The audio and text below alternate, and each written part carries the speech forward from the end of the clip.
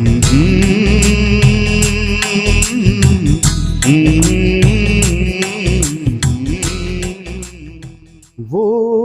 सताया गया फिर भी सहता रहा, मेरे गुनाहों की खातिर यीशु तू कुर्बान हुआ, मेरे गुनाहों की खातिर यीशु तू मारा गया।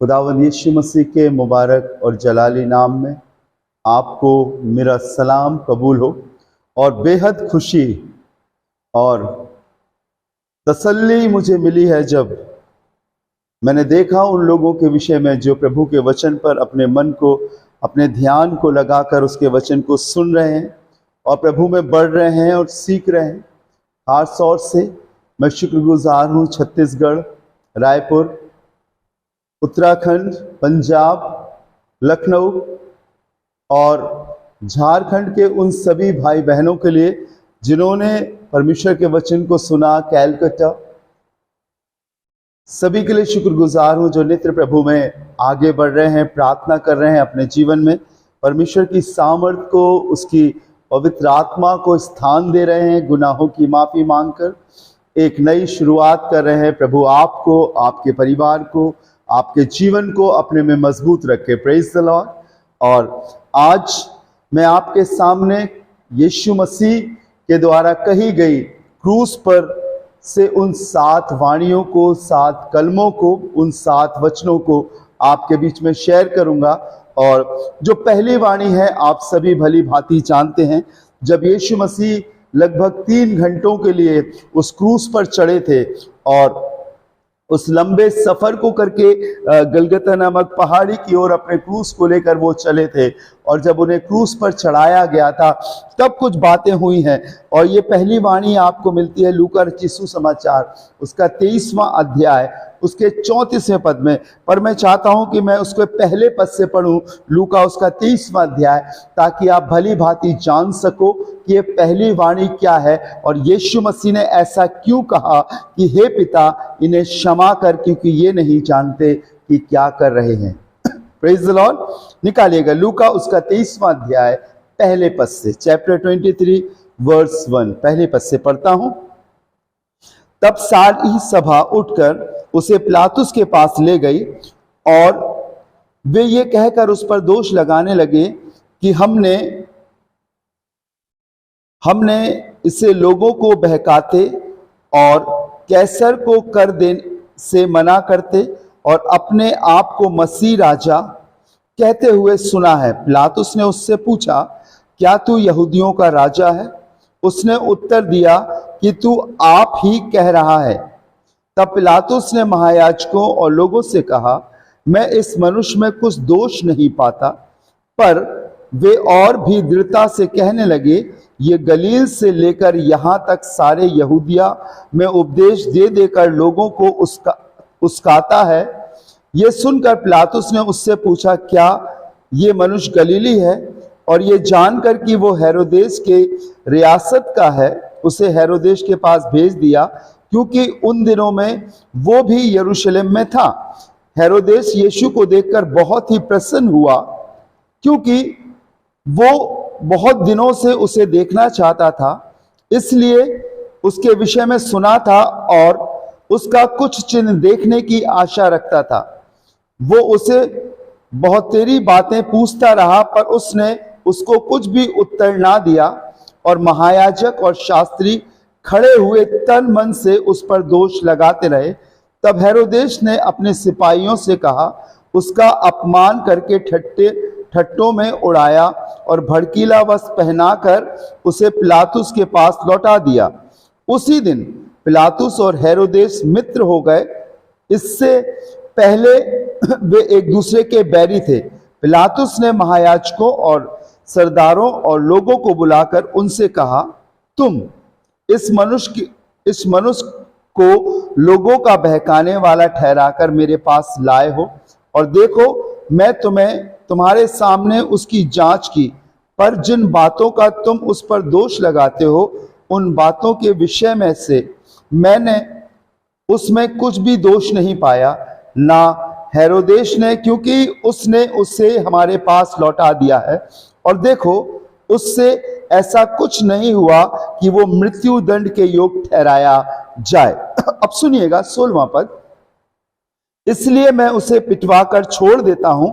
तब सब मिलकर चिल्ला उठे, इसका काम तमाम कर और हमारे लिए बरअब्बा को छोड़ दे। यही किसी बलवे के कारण जो नगर में हुआ था और हत्या के कारण बंदीगृह में डाला गया था। पर पिलातुस ने यीशु को छोड़ने की इच्छा से लोगों को फिर समझाया, परंतु उन्होंने चिल्लाकर कहा कि उसे क्रूस पर चढ़ा, क्रूस पर। इससे तीसरी बार उसने कहा, क्यों? उसने कौन सी बुराई की है? मैंने उसमें मृत्यु दंड के योग कोई बात नहीं पाई, इसलिए मैं उसे पिटवा कर छोड़ देता हूं। परंतु वे चिल्लाकर पीछे पड़ गए कि वो क्रूस पर चढ़ाया जाए, और उनका चिल्लाना प्रबल हुआ। सो पिलातुस ने आज्ञा दी कि उनकी विनती के अनुसार किया जाए, और उसने उस मनुष्य को जो बलवे में हत्या के कारण बंदी गृह में डाला गया था और जिसे वे मांगते थे, छोड़ दिया और यीशु को उनकी इच्छा के अनुसार सौंप दिया। सुनते जाइएगा। जब वे उसे लिए जाते थे तो उन्होंने शिमोन नाम एक कुरैनी को, जो गांव से आ रहा था, पकड़कर उस पर क्रूस को लाद दिया कि वे यीशु के पीछे पीछे चले। और लोगों की बड़ी भीड़ उसके पीछे पीछे हो ली, और बहुत सी स्त्रियां भी जो उसके लिए छाती पीटती और विलाप करती थी। लिखा है, यीशु ने उनकी ओर फिरकर कहा, हे यरूशलेम की पुत्रियों, मेरे लिए मत रो, परंतु अपने और अपने बालकों के लिए रो, क्योंकि देखो वे दिन आते हैं जिनमें कहेंगे, धन्य है वे जो बांझ है और वे जो गर्भ ना जने और वे स्तन जिन्होंने दूध ना पिलाया। उस समय वे पहाड़ से कहने लगेंगे कि हम पर गिरे, और टीलों से कि हमें ढांप लो, क्योंकि जब वे हरे पेड़ के साथ ऐसा करते हैं तो सूखे के साथ क्या कुछ ना किया जाएगा। वे और दो मनुष्य को जो कुकर्मी थे उसके साथ घात करने को ले चले। जब वे उस जगह जिसे खोपड़ी कहते हैं पहुंचे, तो उन्होंने वहां से और उन कुकर्मियों को भी, एक को दाहिने और दूसरे को बाईं ओर, क्रूस पर चढ़ाया। तब यीशु ने कहा, हे पिता, इन्हें क्षमा कर, क्योंकि ये नहीं जानते कि क्या कर रहे हैं। और उन्होंने चिट्ठियां डालकर उसके कपड़े बांट लिए। लोग खड़े खड़े देख रहे थे, और सरदार भी ठट्ठा कर कहने लगे थे कि इसने औरों को बचाया। यदि ये परमेश्वर का मसीह है और उसका चुना हुआ है, तो अपने आप को बचा ले। सिपाही भी पास आकर और सिरका देकर उसका ठट्ठा करने लगे। यदि तू यहूदियों का राजा है तो अपने आप को बचा। और उसके ऊपर एक पत्र भी लगा था कि यहूदियों का राजा है। Praise the Lord. और आगे लिखा है, जो कुकर्मी लटकाए गए थे उनमें से एक ने उसकी निंदा करके कहा, क्या तू मसीह नहीं तो फिर अपने आप को और हमें बचा। 34 वर्ष में लिखा हुआ है, सुनिएगा गौर से। जो पहली वाणी है, यीशु ने कहा, हे पिता, इन्हें क्षमा कर, क्योंकि ये नहीं जानते कि क्या कर रहे हैं।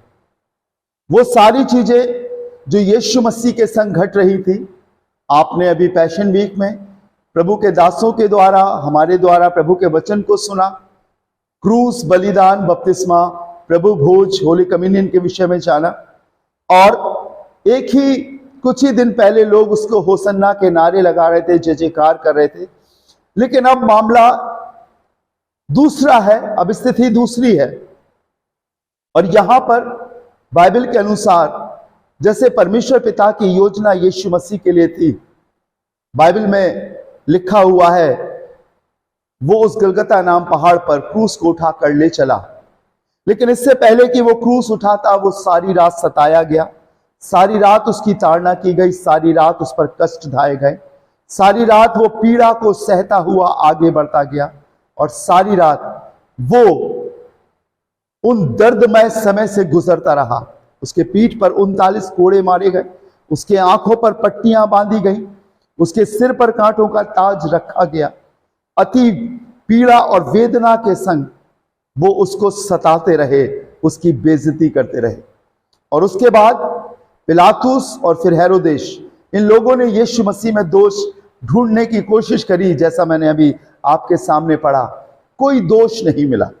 लेकिन उसके बाद खुदा के लोगों, जब वो वहां पर पहुंचा, उस पहाड़ी पर उसे क्रूस पर चढ़ाया गया, वो लोग जिनके बीच में उसने आश्चर्य कर्म किए, वो लोग जिसको उसने रोटी खिलाई, वो लोग जिनके बीच में उसने मुर्दों को जिलाया, हर एक प्रकार के आश्चर्य कर्म किए, वो उन सब को भूलकर यीशु के लिए बुरी बुरी बातें, ठट्ठे में उड़ाना और तमाम प्रकार की बातें, वो सिपाही, वो डाकू जो कुकर्मी उसके संग लटकाए गए थे, उसकी बेइज्जती करते थे।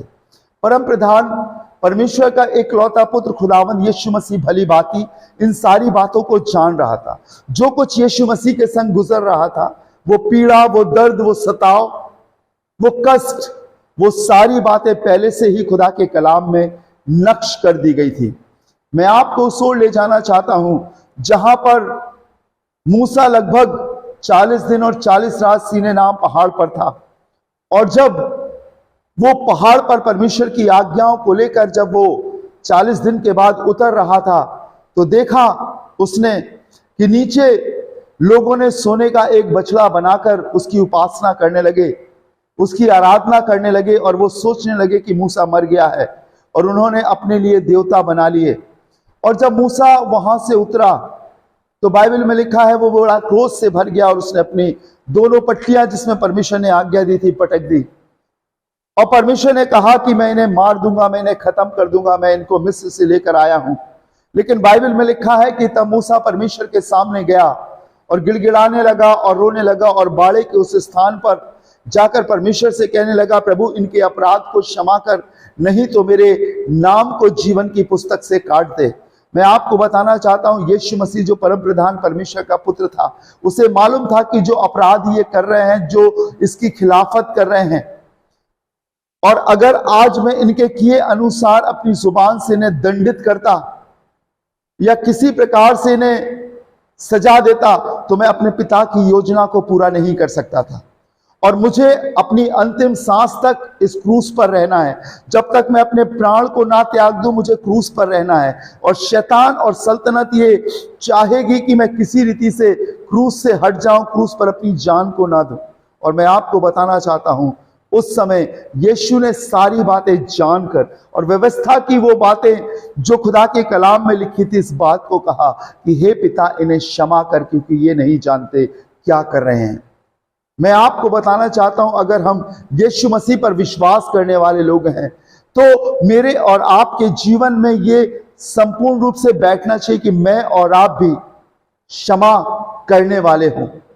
बाइबल में लिखा है, खुदावंद ने एक प्रार्थना सिखाई, ऐ हमारे बाप तू जो आसमान पर है, तेरा नाम पाक माना जाए, तेरी बादशाहत आए, तेरी मर्जी जैसे आसमान में पूरी होती है वैसे जमीन पर भी हो। हमारी रोज की रोटी आज हमें दे। जिस प्रकार हम अपने कसूरवारों को माफ करते हैं, तू भी हमारे कसूरों को माफ कर। जिस प्रकार हम अपने अपराधियों को क्षमा करते हैं, तू भी हमारे अपराधों को क्षमा कर। खुदा के लोगों, मसीही जीवन की सबसे बड़ी ताकत है क्षमा। ये अन्य जातियों में, संसार के लोगों में नहीं है। वो बदला लेते हैं, वो पलटा लेते हैं। लेकिन अगर हम खुदावंद यीशु पर विश्वास करते हैं, उसके जन हैं, उसकी खिदमत करने वाले हैं, उसके विश्वासी लोग हैं, तो मेरे और आपके जीवन में क्षमा आनी चाहिए।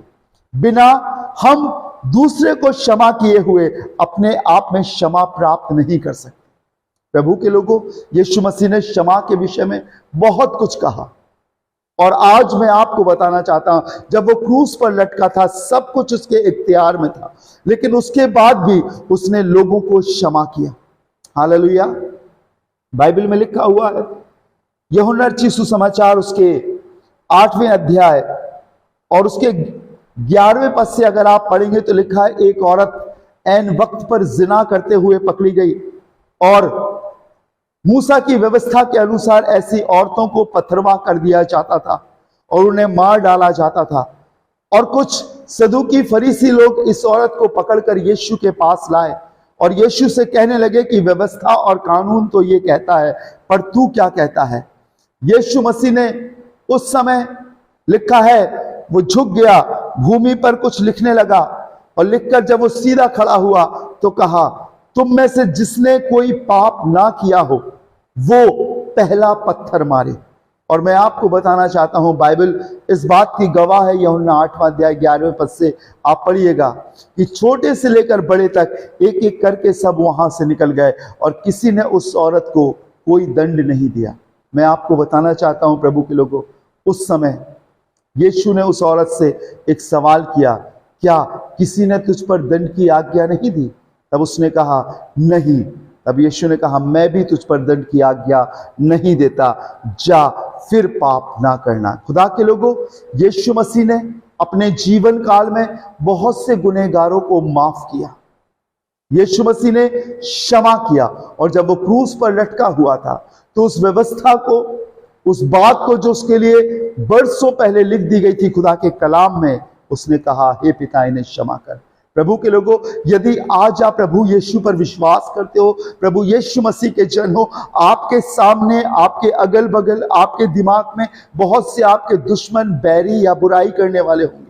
और जब आप अपने आप को यीशु मसीह के कहते हो तो मैं आपको बताना चाहता हूं प्रभु के लोगों, दूसरों की बुराइयों को अपने दिमाग में, अपने दिल में रखकर एक कड़वाहट के संग आप मसीह के संग नहीं चल सकते हो। एक पाप को लेकर, एक गुनाह को लेकर, लोगों की कमियों को लेकर आप यीशु मसीह के साथ नहीं चल सकते हो। और आज जब आप इस पहली वाणी को सुन रहे हो, मैं आपसे रिक्वेस्ट करूंगा, आप भी इस बात को कहे कि हे पिता इन्हें क्षमा कर, मैं इन्हें माफ कर देता हूं। अपने मन से उस गंदगी को, अपने मन से उस कचरे को, जो दूसरों के गुनाहों का आप अपने मन में लेकर ढो रहे हो, चल रहे हो, आपको माफ करना पड़ेगा, आपको भूलना पड़ेगा। और जिस दिन आप अपने दिल से, अपने दिमाग से, अपने हृदय से, अपनी आत्मा से उन्हें क्षमा करोगे, मैं आपको बताऊं, आप एक बहुत बड़े बोझ से आजाद हो जाओगे, रिलैक्स महसूस करोगे। वो जो कर रहे हैं उनका पलटा परमेश्वर देगा, लेकिन जो आप कर रहे हो उसका बदला परमेश्वर आपको देगा। और मालूम क्या लिखा हुआ है बाइबल में? लिखा, यदि तुम दूसरों के अपराध क्षमा करो तो तुम्हारे भी अपराध क्षमा किए जाएंगे। आपको माफ करना पड़ेगा। यीशु मसीह उस पीड़ा में था, उस दर्द में था, उसके जिस्म के कतरे कतरे से, हिस्से हिस्से से लहू बह रहा था, वो बहुत पीड़ा में था। उस समय में भी वो इस बात को कह रहा है, हे बाप, हे पिता, इन्हें क्षमा कर, क्योंकि ये नहीं जानते क्या कर रहे हैं। मैं आपको सच बताना चाहता हूं, ये गुड फ्राइडे का दिन इसलिए गुड फ्राइडे नहीं हुआ प्रभु के लोगों कि यीशु मसीह ने जान दी, लेकिन ये गुड फ्राइडे इसलिए हुआ क्योंकि यीशु मसीह ने बहुत अच्छी, सामर्थी, परफेक्ट बातें उस क्रूस से मेरे और आपके लिए कही। तब ये दिन बहुत गुड और बहुत अच्छा और आशीषमय और सामर्थी होने पाया है। आइए आज हम एक काम करते हैं, अपने दिल की गहराइयों से, अपने हृदय की गहराइयों से उस परमेश्वर के सामने जाकर अपने बैरियों के, अपने दुश्मनों के नाम याद करें, कागज में लिखें और एक एक पर हाथ रखकर कहें कि प्रभु मैं इन्हें क्षमा करता हूं। अब मैं उनके नामों पर, अब मैं उनकी बुराइयों पर अपने चित्त को नहीं लगाऊंगा, अपने मन को नहीं लगाऊंगा, पर अब मैं उस समय आप पर अपने मन को लगाऊंगा। जब आपने क्रूस पर से उन बैरियों को, जिनके लिए आपने सब कुछ किया, आपने उन्हें माफ किया, तो मैं भी आपका बेटा हूं, आपकी बेटी हूं, आपका शिष्य हूं, आपका चेला हूं, आपका सेवक हूं, प्रभु आपका दास हूं। मैं भी अपने बैरियों को माफ करता हूं। और मैं आपको बताना चाहता हूं परमेश्वर के लोगों, जिस दिन आप माफ कर दोगे, एक बहुत शांतमय, एक बहुत बोझ से रहित जिंदगी आप जीने पाओगे, एक रिलैक्स महसूस करोगे। और मैं आपको बताऊं, आपको परमेश्वर की पवित्र आत्मा अपने कब्जे में ले लेगा। परमेश्वर का पवित्र आत्मा आपको अपनी आगोश में ले लेगा और आप पवित्र आत्मा को प्राप्त कर कर आगे बढ़ोगे। लेकिन जिस दिन तक आप अपने मन में दूसरों के प्रति बैर रखोगे, दूसरों की कमियों को रखोगे, दूसरों की बुराइयों को रखोगे, मैं आपको बताऊं, पवित्र आत्मा आपको नहीं मिलेगा। आप पवित्र आत्मा, पवित्र आत्मा, पवित्र आत्मा करते रहोगे, लेकिन मैं आपको बताना चाहता हूं, वो आपके चारों तरफ तो रहेगा लेकिन आप में नहीं आएगा, क्योंकि परमेश्वर का और पाप का कोई संबंध नहीं, वो अलग अलग हो जाते हैं। पवित्र आत्मा उस शैतानी आत्मा में, उस दुष्ट आत्मा में जो आपके अंदर बुराइयों की, पाप की है, नहीं आएगी। आओ आज क्षमा करें ताकि उसकी पवित्र आत्मा, उसके वरदान आपके अंदर डेरा कर सके। अगर आप बाइबल में लिखा हुआ है, यदि कोई तेरे दाहिने गाल पर थप्पड़ मारे तो उसके लिए बायां भी फेर देना। अगर कोई तुझे बेगार में 1 मील ले जाए तो तू 2 मील उसके संग जाना। अपने सताने वालों के लिए प्रार्थना करना, श्राप मत देना, आशीष देना। एक हस्बैंड वाइफ थे, बहुत लड़ा करते थे, बहुत लड़ा करते थे। पत्नी अपने पति पर बहुत दोष लगाया करती थी, बहुत दोष लगाया करती थी। उसके बाद एक पास्टर जी उनके घर में आए, दोनों हस्बैंड वाइफ को उन्होंने काउंसलिंग करी, और काउंसलिंग करने के बाद दोनों हस्बैंड वाइफ को उन्होंने एक एक कागज दिया, और हस्बैंड से अलग कहा और वाइफ से अलग कहा, दोनों अलग अलग बैठ जाओ। उस कागज में आप अपने हस्बैंड की, अपने पति की सारी कमियों को लिखो, कितनी कमियां हैं, लिखते जाओ लिखते जाओ, और अगर पन्ने कम पड़ जाए तो मैं और दे दूंगा। और पति से भी उसने कहा कि पति, अगर आपकी पत्नी में कोई कमी है तो आप लिखो और लिखकर बताओ कौन सी कमियां हैं। और दोनों अलग अलग बैठ गए, और कुछ समय के बाद वो दोनों लोग कागज पर कुछ लिख कर लाए, और पास्टर जी ने देखा उस कागज को, और उसमें पत्नी ने अपने पति की बहुत सी कमियों को लिख रखा था, करीब करीब 50-60 कमियों को लिख रखा था कि ये मेरे को शॉपिंग नहीं कराते हैं, जब मैं इनसे मीट मंगाती हूँ, गोश्त मंगाती हूँ तो बैगन लेकर आते हैं, ये मेरे को ज्यादा समय नहीं देते हैं, और तमाम प्रकार की बहुत सारी पति की कमियों को लिखा। और पति का जब वो कागज देखने लगा तो पीछे कुछ नहीं था, सामने की तरफ देखा तो वहां पर एक बात लिखी थी, I love you my wife. और जब पास्टर जी ने उस बात को पढ़ा तो वो बहुत चौंक गए। उन्होंने कहा, क्या तुमने अपनी पत्नी में कोई कमी नहीं देखी? उन्होंने कहा कि मैंने अपनी पत्नी में बहुत सी कमियां तो देखी हैं, लेकिन मैं आज उन कमियों को नहीं, लेकिन मैं उसके उस पहले प्यार को, जब मैंने इससे शादी करी थी, वो मेरे जहन में है, और आज भी मैं उससे बहुत प्यार करता हूँ। खुदावंद के लोगों, अगर हम इंसानी एतबार से देखेंगे तो इंसानों में बहुत कमियां दिखेंगी, लेकिन यीशु मसीह ने उस मोहब्बत से देखा जो मोहब्बत उसके पिता ने करी थी, और उस मोहब्बत में उसने अपने खून को बहा दिया। और जब वो लोग खून से कवर हो रहे थे, अपनी उन बलिदानी निगाहों से, अपनी कुर्बानी वाली निगाहों से जब उसने देखा कि मैं तो इनके लिए कीमत चुका रहा हूं, मैं तो इनके लिए दाम दे रहा हूं, मैं तो इनको छुटकारे के लिए रास्ता निकाल रहा हूं, तब यीशु मसीह ने कहा, हे बाप इन्हें माफ कर, हे पिता इन्हें क्षमा कर। और मैं आपको बताना चाहता हूं, खुदावंद के अनुग्रह में होकर, परमेश्वर के फजल में होकर यीशु मसीह ने उन लोगों को क्षमा करने पाया। और मैं आज आपको बताना चाहता हूं, वो तो दूल्हा है, वो तो राजा है, वो तो पति है, वो तो परमेश्वर है, वो तो उद्धार करता है। किस किस नाम से उसे पुकारूं? जब उसने क्षमा किया तो मैं चाहता हूं आप अपने घर से क्षमा को शुरू करें। पहले अपने घर में अगर किसी के प्रति आपका बैर है, आपके भाई, आपकी माता, आपके बच्चे, आपके पड़ोसी, आपको अपने घर से क्षमा देना शुरू करना पड़ेगा। और जैसे जैसे आप आगे बढ़ते जाएं, जो आपके सामने आता है उसके लिए कहें, खुदावंद मैं यीशु मसीह के नाम में इन्हें माफ करता हूं, इन्हें क्षमा करता हूं, और अब जब मैं इनसे मिलूंगा तो ऐसे मिलूंगा कि इन्होंने कोई गुनाह, कोई पाप नहीं किया है। मैं चाहता हूं प्रभु कि जैसे आपने कहा मैं भी इन्हें क्षमा करूंगा। और मैं आपको बताऊं, जब आप क्षमा करते हुए आगे बढ़ोगे, जब माफी देते हुए आगे बढ़ोगे, परम प्रधान परमेश्वर की सामर्थ्य आप पर डेरा करेगी, और आप खुदावंद यीशु मसीह की उन आज्ञाओं को अपने जीवन में पूरा करने पाओगे। हालेलुया। प्रभु आपको बहुत बरकत दे। आइए अपनी आंखों को बंद करेंगे, दुआ करेंगे। खुदावंद यीशु, मैं आपका धन्यवाद देता हूं तेरी पहली वाणी के लिए, तेरे पहले कलमे और वचन के लिए खुदावंद, जो हमें सिखाता है माफ करना। आज प्रभु हम आपसे दुआ करते हैं, माफ करना हमारे जीवन का धरोहर बन जाए, माफ करना हमारे जीवन के लिए सबसे बड़ी आज्ञा बन जाए, माफ करना हमारे जीवन की आदत बन जाए। और प्रभु जब तक हम आपके पास ना पहुंच जाएं, हम अपने दुश्मनों को माफ कर सकें, क्षमा कर सकें, अपने बैरियों के लिए प्रार्थना कर सकें, अपने सताने वालों के लिए उपवास रखकर उनकी शिफा, उनकी रूहानी चंगाई के लिए दुआ कर सके, और यीशु हम आप में होकर बढ़ सके। मेरी दुआ है प्रभु, तेरी ये क्रूसीय पहली वाणी के द्वारा हर एक को बरकत देना और आगे बढ़ाना। सारा जलाल महिमा आपको देते हैं, खुदावन यीशु के नाम से मांगते हैं, आमीन आमीन आमीन। Praise the Lord, may God bless you. प्रभु यीशु मसीह आपको बहुत बरकत और आशीष दे। आइए हम दूसरी वाणी को सुनने के लिए अपने आप को तैयार करें। प्रभु आपको बरकत दे। जय मसीह।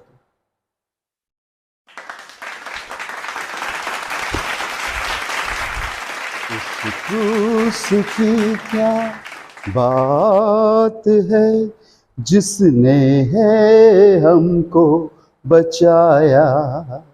यीशु मसीह ने तेरे लिए मेरे लिए लहू बहाया। सचमुच अगर यीशु मसीह कुर्बान ना हुआ होता तो हम छुटकारा नहीं प्राप्त कर सकते। आइए हम दूसरी वाणी को सुनेंगे खुदा के कलाम से। व्यवस्था अनुसार बाइबल में लिखा गया है, जब किसी गुनहगार को या किसी शख्स को क्रूस पर चढ़ाया जाता था तो उसके बदले में किसी को छोड़ा जाता था। जब यीशु मसीह क्रूस पर चढ़ाए गए तो बाइबल में लिखा, एक गुनहगार, एक कुकर्मी, एक डाकू जिसका नाम बरअब्बा था, यीशु की संति उसको छोड़ा गया। और लोगों ने कहा, हमें यीशु मसीह नहीं, हमें बरअब्बा डाकू चाहिए। और आज भी लोग, मैं आपको बताना चाहता हूं, भलाई को नहीं लेकिन बुराई को पसंद करते हैं। निस्वार्थ जीवन को नहीं लेकिन स्वार्थी जीवन को पसंद करते हैं। मेहनत को नहीं लेकिन आलस को पसंद करते हैं। और उस समय भी मैं आपको बताना चाहता हूं, यीशु मसीह की संति, यीशु मसीह की खातिर उस डाकू को, बरअब्बा को छोड़ा गया। मैं चाहता हूं आप निकालें दूसरी वाणी के लिए लूका रचित सुसमाचार और उसका 23वां अध्याय, उसके 43-43वें पद में लिखा है। पर मैं चाहता हूं थोड़ा सा उससे ऊपर से पढ़ेंगे। 39-39वीं आयत में लिखा है, जो कुकर्मी लटकाए गए थे उनमें से एक ने उसकी निंदा करके कहा, क्या तू मसीह नहीं तो फिर अपने आप को और हमें बचा। इस पर दूसरे ने उसे डांट कर कहा, क्या तू परमेश्वर से भी नहीं डरता, तू भी तो वही दंड पा रहा है। 41वां पद बताता है, और हम तो न्याय अनुसार दंड पा रहे हैं क्योंकि हम अपने कामों का ठीक ठीक फल पा रहे हैं, पर इसने कोई अनुचित काम नहीं किया। तब उसने कहा, हे यीशु, जब तू अपने राज में आए तो मेरी भी सुधि लेना। उसने उससे कहा, मैं तुझसे सच कहता हूं कि आज ही तू मेरे साथ स्वर्गलोक में होगा। और लगभग दोपहर के तीसरे पहर तक सारे देश में अंधियारा छाया रहा और सूर्य का उजियाला जाता रहा और मंदिर का पर्दा बीच से फट गया। यीशु ने कहा, मैं तुझसे सच कहता हूं, आज ही तू मेरे साथ स्वर्गलोक में होगा। अगर स्वर्ग की बात की जाए तो इस दुनिया में जीने वाला हर एक शख्स जमीन पर और मृत्यु के बाद स्वर्ग चाहता है। हर एक दुष्ट की, हर एक भले मनुष्य की, हर एक उस शख्स की जिस दुनिया में किसी आशाओं को लेकर आगे बढ़ रहा है, उसकी अंतिम आशा यही होती है कि मृत्यु के बाद वो स्वर्ग जाए। और स्वर्ग वो कैसे जाए उसे स्वयं नहीं मालूम, क्योंकि बहुत से रास्ते इस दुनिया में हैं जो इस बात का दावा करते हैं कि तुम इस पर चलो तो तुम्हें स्वर्ग मिलेगा, इस पर चलो तो तुम्हें जन्नत मिलेगी। पर हकीकत यह है कि वो रास्ते कुछ समय तक तो आगे बढ़ते हैं लेकिन आगे जाके ब्लॉक हो जाते हैं। यीशु मसीह ने कहा, जीवन का मार्ग मैं ही हूं, जीवन का रास्ता मैं ही हूं, स्वर्ग का प्रभु मैं ही हूं। मैं अपने पिता के पास से आया हूं, मैं अपने पिता के पास जाता हूं। उसने जमीन पर रहकर स्वर्गीय जीवन की बात करी। और जब यीशु मसीह उस डाकू से, उस कुकर्मी से जो उसके संग क्रूस पर लटकाया गया था, उससे कह रहा था कि आज ही तू मेरे साथ स्वर्गलोक में होगा, तो प्रभु के लोगों, ये स्वर्ग नहीं है जो न्याय के बाद मिलेगा, पर यह स्वर्गलोक है। स्वर्गलोक, अगर आप मत्ती रचित सुसमाचार 16वां अध्याय 19वें पद को पढ़ेंगे तो वहां पर लिखा हुआ है, अधोलोक की कुंजियां यीशु मसीह के पास है। और अधोलोक में दो सेक्टर हैं, स्वर्गलोक और नरकलोक।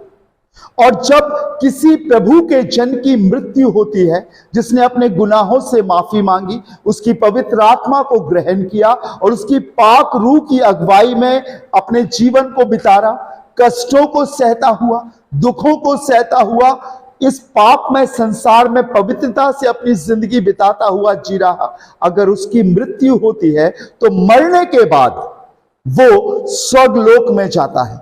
जब यीशु मसीह उस क्रूस पर टंगे हुए थे, तब ये दोनों डाकू, एक दाहिनी ओर और एक बाईं ओर उसके टंगा हुआ था। एक तो निंदा करता था उसकी और कहता था तू मसीह है, तूने बहुतों को बचाया, अपने आप को और हमें बचा।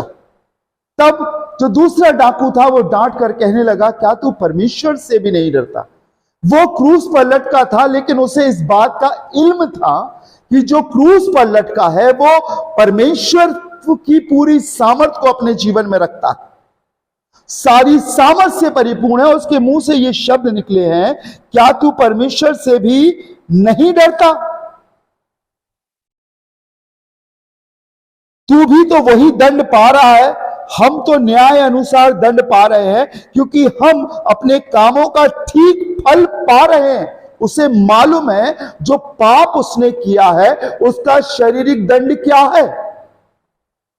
आज बहुत से लोग शरीर के रूप से गुनाह करने के बाद उन्हें मालूम ही नहीं कि इस गलत काम का प्रतिफल क्या है, हमें दंड मिलेगा या नहीं मिलेगा, और अपने जीवन को उसी पाप में होकर बिताते चले जा रहे, बढ़ाते चले जा रहे। लेकिन वो इस बात को नहीं समझ पा रहे हैं कि जिस जीवन को वो जी रहे हैं उसका भी एक प्रतिफल, एक रिजल्ट मिलेगा। और यहां पर वो डाकू, वो कुकर्मी कह रहा है, हम तो ठीक फल पा रहे हैं, पर इसने तो कोई अनुचित काम नहीं किया, कोई गुनाह नहीं किया। और तब उसने कहा, हे यीशु, जब तू अपने राज्य में आए तो मेरी भी सुधि लेना। खुदा के लोगों, मेरे और आपको स्वर्ग लोक में ले जाने के लिए और नरक लोक से बचाने के लिए एक ही रास्ता है और एक ही चीज है, वो है खुदावंद यीशु मसीह। उसने अपने जीवन काल भर लोगों को क्षमा किया, उद्धार का सुसमाचार सुनाया, बीमारों को चंगा किया, कोढ़ियों को शुद्ध किया, गुनाहों को माफ किया। और इस मरते समय भी जब वो क्रूस पर चढ़ा हुआ था, यीशु मसीह ने उससे एक बात कही, जो दूसरी वाणी है। उसने उससे कहा, मैं तुझसे सच कहता हूं कि आज ही तू मेरे साथ स्वर्ग लोक में होगा। खुदा के लोगों, ये स्वर्ग हर एक इंसान के लिए नहीं है, ये स्वर्ग लोक हर एक शख्स के लिए नहीं है, लेकिन ये स्वर्ग लोक हर एक उस शख्स के लिए है जो अपने गुनाहों की माफी मांगता है, जो अपने पापों की क्षमा मांगता है, और जो यीशु पर विश्वास करके कहता है कि प्रभु मेरे पापों को माफ कर, मेरे गुनाहों को माफ कर और मेरे लिए रास्ता निकाल। और यीशु मसीह आज भी अपनी पवित्र आत्मा और आत्मा की सामर्थ में कहता है, मेरे बेटे, मेरी बेटी, तू मेरे साथ स्वर्गलोक में होगा। वो जमीन से ही मेरे और आपके लिए स्वर्ग का प्रबंध करता है।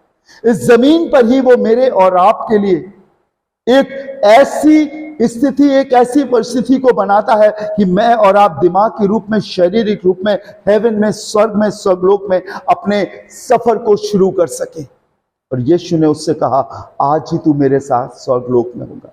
आप कितने बड़े अपराधी हैं, आपने कितना बड़ा गुनाह किया है, कोई महत्व नहीं रखता, लेकिन महत्व ये रखता है कि उस गुनाह से बड़ा माफ करने वाला हमारे पास है, उस गुनाह से छुटकारा देने वाला बड़ा परमेश्वर का इकलौता पुत्र यीशु मसीह हमारे पास है।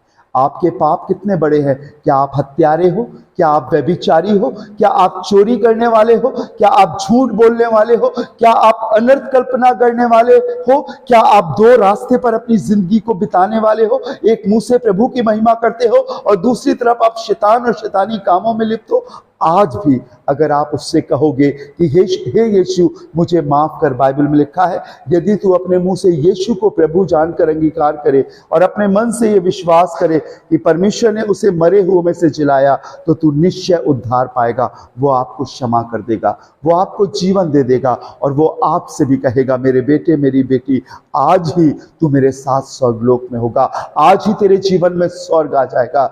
Heaven is in my heart. स्वर्ग आपके दिल में होगा, स्वर्ग आपकी जुबान पर होगा, स्वर्ग आपकी निगाहों में होगा। और मालूम स्वर्ग में क्या होता? वहां आनंद है, वहां खुशी है, वहां किसी भी प्रकार की कोई फिक्र और चिंता नहीं है। स्वर्ग में भूख नहीं लगती, स्वर्ग में किसी भी संसारिकता का पाप या अभिलाषा नहीं है। वो आपको स्वर्गीय जीवन देगा, हालेलुया। और वो आपसे कहेगा आज ही तू मेरे साथ स्वर्गलोक में होगा। आइए अपनी आंखों को बंद करेंगे, प्रार्थना करेंगे। राजाओं के राजा, प्रभु के प्रभु, मैं आपका हृदय से धन्यवाद देता हूँ तेरी इस दूसरी वाणी के लिए कि तूने उस डाकू से कहा, उस कुकर्मी से कहा, आज ही तू मेरे साथ स्वर्गलोक में होगा। हम सब प्रभु स्वर्ग की आशा रखकर जीना चाहते, हम सभी स्वर्ग को लेकर जीना चाहते।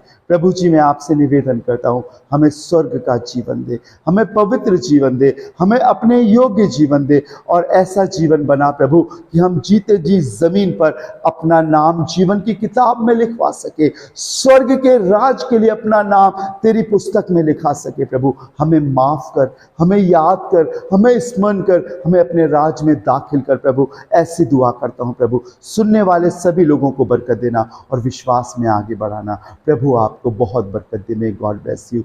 जय मसीह की। प्रभु आपको बहुत बरकत दे। और मैं विश्वास करता हूं इस क्रूस की दूसरी वाणी के द्वारा प्रभु ने आपसे बात करी होगी। शेयर कीजिए, लोगों को बताइए। आइए हम तीसरी वाणी को सुनने के लिए तैयार हूं। मे गॉड ब्लेस यू। जय मसीह की। जो क्रूस पे कुर्बान है वो मेरा मसीहा है, हर जख्म जो उसका है वो मेरे गुनाह का है, वो मेरे गुनाह का है। Praise the Lord, hallelujah. मैं विश्वास करता हूं इन दोनों वाणियों के द्वारा प्रभु ने आपको आशीषित किया होगा। अब हम तीसरी वाणी की ओर चलते हैं। ये बहुत मुख्य वाणी है और इसे मैंने कई बार प्रचार किया है। हकीकत है खुदा के लोगों, यीशु मसीह हमसे इसलिए मोहब्बत करता था क्योंकि उसके पिता ने हमसे बहुत प्रेम किया था। जब यीशु मसीह उस क्रूस पर था, पहली वाणी उसने कही, हे पिता इन्हें क्षमा कर। दूसरी वाणी उसने कही कि आज ही तू मेरे साथ स्वर्गलोक में होगा। और तीसरी वाणी जो आपको यूहन्ना रचित सुसमाचार उसके 19वें अध्याय के 26वें और 27वें पद में मिलता है। John chapter 19 verse 26 and 27। जब यीशु मसीह उस क्रूस पर चढ़े हुए थे, उस पीड़ा को सह रहे थे, उसकी आंखों के पास, उसके जिस्म के हर एक हिस्से से खून बह रहा था। और जब उसने निगाह करी, तो मैं चाहता हूं आप सुने। यूहन्ना उसका 19वां अध्याय उसके 25वें पद से लिखा है, परंतु यीशु के क्रूस के पास उसकी माता और उसकी माता की बहन मरियम, क्लोपास की पत्नी और मरियम मगदलिनी खड़ी थी। यीशु ने अपनी माता और उस चेले को जिससे वो प्रेम रखता था पास खड़े देखकर अपनी माता से कहा, हे नारी, देख ये तेरा पुत्र है। और तब उसने उस चेले से कहा ये तेरी माता है। और उसी समय से वो चेला उसे अपने घर ले गया। जब यीशु मसीह खून से लथपथ था, जिस्म से लहू बह रहा था, और अपनी निगाहों को जब वो उसने इधर उधर घुमाया, तो उसने उसकी अपनी संसारिक माता को, जो इस दुनिया में यीशु मसीह को लाने का एकमात्र जरिया थी, उसकी ओर देखा और उससे कहा। और भी बहुत सी बहनें और बेटियां वहां थी। यीशु ने देखकर कहा, हे नारी, देख ये तेरा पुत्र है।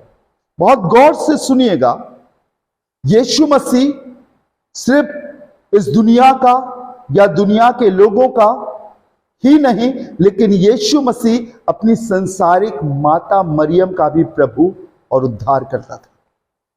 उसे इस बात का इल्म था कि जब उसका जन्म हुआ था और जब वो पवित्र आत्मा के द्वारा मरियम के गर्भ में पाया गया, क्योंकि वो सिद्ध प्रभु था, तब उस समय मरियम की मंगनी एक यूसुफ नाम के शख्स से हो गई थी, और उनके इकट्ठा होने से पहले वो पवित्र आत्मा की ओर से गर्भवती पाई गई थी। अगर किसी औरत की शादी ना हो और वो पहले से गर्भ धारण कर ले तो उसके लिए बहुत कष्टमय समय होता है। यहां तक लिखा है बाइबल में कि उसके पति यूसुफ ने चुपके से उसे त्याग देने की मनसा की, लेकिन परमेश्वर के फरिश्ते जिब्राइल फरिश्ते ने उसे स्वप्न में दिखाई देकर उससे कहा, तू अपनी पत्नी मरियम को अपने यहां ले आने से मत डर, क्योंकि जो उसके गर्भ में है वो परम प्रधान की ओर से है। पवित्र आत्मा उस पर छाया करेगा और जो उसके गर्भ में होगा वो परम प्रधान परमेश्वर का पुत्र कहलाएगा। और मैं आपको बताऊं, उस समय जब यीशु मसीह मरियम के पेट में था, बहुत से लोगों ने तरह तरह की बातें उसके खिलाफ की होंगी। ये बदचलन है, ये इस प्रकार की औरत है, इसकी मंगनी हो गई है, ये समाज में रहने के लायक नहीं है, और तमाम प्रकार की विधियों अनुसार उसे बहुत कुछ सहना पड़ा होगा। लेकिन उस समय परमेश्वर का अनुग्रह मरियम पर, बाइबल में लिखा है फरिश्ते ने कहा परमेश्वर का अनुग्रह तुझ पर हुआ। उस अनुग्रह, उस दया के द्वारा मरियम उन बातों को, उन विचारों को, उन सारी नेगेटिव परिस्थितियों को सहने पाई, और नियत समय पर यीशु मसीह उसके यहां पैदा हुआ। और आप सभी जानते हैं, घर में नहीं लेकिन अदनासी चरनी में पैदा हुआ, और लगभग 33.5 साल की उम्र में 30 साल तक यीशु मसीह अपनी संसारिक माता मरियम और संसारिक पिता यूसुफ के संग रहा। उसका पिता यूसुफ बढ़ई था, बढ़ई का काम किया करता था, कारपेंटर था, और वो उसके संग रहकर काम किया करता था। कुरान शरीफ और दूसरे शास्त्र बताते हैं कि शुरू से ही उसके पास इतनी कुवत और ताकत थी, खुदा का फजल था। लिखा है, मैं पढ़ रहा था कि वो मिट्टी की चिड़िया बनाया करता था और यूं उड़ाता था और वो जिंदा हो जाया करते थे। और उसके बाद जब उसने बपतिस्मा लिया, यूहन्ना बपतिस्मा लेने के बाद यरदन नदी में, तब बाइबल में लिखा है कि आकाश खुल गया और पवित्र आत्मा कबूतर की नाई यीशु पर उतरा, और ये आकाशवाणी हुई कि ये मेरा प्रिय पुत्र है जिससे मैं प्रसन्न हूं, इसकी सुनो। और मैं आपको बताना चाहता हूं प्रभु के लोगों, बहुत गौर से सुनिएगा, बाइबल में लिखा हुआ है ये सारी बातें मरियम जानती और समझती थी। ये सारी बातें मरियम के इल्म में और उसके ज्ञान में थी। जो कुछ उसकी गर्भ में हो रहा था, किस प्रकार यीशु दुनिया में आया और किन कामों को वो कर रहा है, मरियम भली भांति जानती थी। और जब यीशु मसीह उस क्रूस पर था तो उसे मालूम था कि इस औरत ने, इस नारी ने मेरे लिए बहुत दुख सहे, बहुत बातों को सहा है, मेरे पिता ने इसे सहने की ताकत और सामर्थ्य दी है। अब मैं इस दुनिया से जा रहा हूं, तब इसकी रखवाली करने वाला, इसे उद्धार की उन बातों में जीवन देने वाला, इसकी सहायता और मदद करने वाला एक विश्वासी जन होना चाहिए। हालांकि मरियम के और भी बेटे थे, और भी संतानें थी, लेकिन उस चेले से जिससे लिखा यीशु बहुत प्यार करता था, कहा ये तेरी माता है और ये तेरा पुत्र है। और लिखा है तब से वो चेला उसे उसी समय से अपने घर ले गया। मालूम क्यों? आपको मालूम होना चाहिए, यीशु कभी किसी को संसार या नरक में नहीं देखना चाहता। यीशु मसीह ने अपने जीते जी इस बात को कहा था कि तुम उस स्थान को ना छोड़ना जब तक पवित्र आत्मा ना उतरे। बाइबल में लिखा हुआ है तब वो लगभग 120 लोग उस उपरौतरी कोठरी में जमा हुए, और वहां पर ये शब्द आया है, यीशु मसीह के चेले और उसकी माता मरियम भी वहां पर इकट्ठे थे। प्रेतों के काम 2 अध्याय में लिखा है आकाश खुल गया, और ये आकाशवाणी हुई कि मेरा आकाश खुल गया। लिखा है आग की सी जीवें फटती हुई दिखाई दी और सब पवित्र आत्मा से भर गए, और उस समय उसकी माता मरियम भी पवित्र आत्मा से भर गई। वो धन्य थी, वो ब्लेसेड महिला थी, लेकिन उसे उद्धार प्राप्त करने के लिए जैसे चेलों को पवित्र आत्मा की जरूरत थी, मुझे पवित्र आत्मा की जरूरत थी, वैसे मरियम को भी पवित्र आत्मा की जरूरत थी। यीशु मसीह मरियम के द्वारा पवित्रता से इस दुनिया में पैदा हुआ, लेकिन मरियम संसारिक रीति से पैदा हुई। और शास्त्र बताते हैं मनुष्य का जन्म ही पाप में होता है, लेकिन यीशु का जन्म पवित्रता से हुआ था। और जरूरी था कि जो इस दुनिया में उसको लेकर आ रहा है वो भी उद्धार पाए। और मरियम भली भांति जानती थी यीशु मसीह और उसकी सामर्थ को, क्योंकि फरिश्ते ने मरियम से कहा था, स्वप्न में मरियम से परमेश्वर ने दर्शन देकर कहा था। ये सारी बातें मरियम भली भांति जानती थी। और यीशु मसीह उसका भी प्रभु था, यीशु मसीह मरियम का भी परमेश्वर था। वो उसे कैसे माता कहकर पुकार सकता था या मां कहकर पुकार सकता था?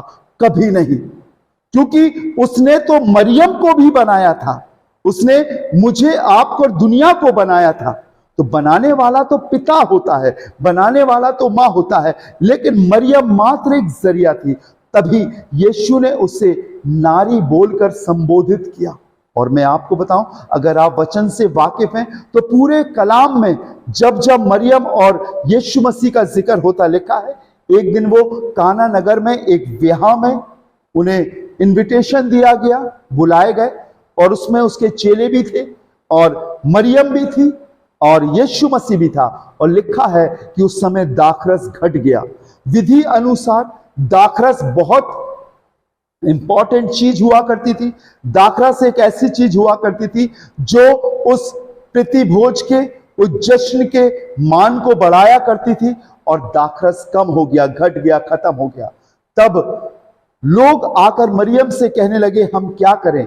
तब उस मरियम ने कहा, मालूम क्या कहा? जो कुछ ये कहे, यीशु मसीह की ओर इशारा करके, जो कुछ ये कहे वो ही तुम करना।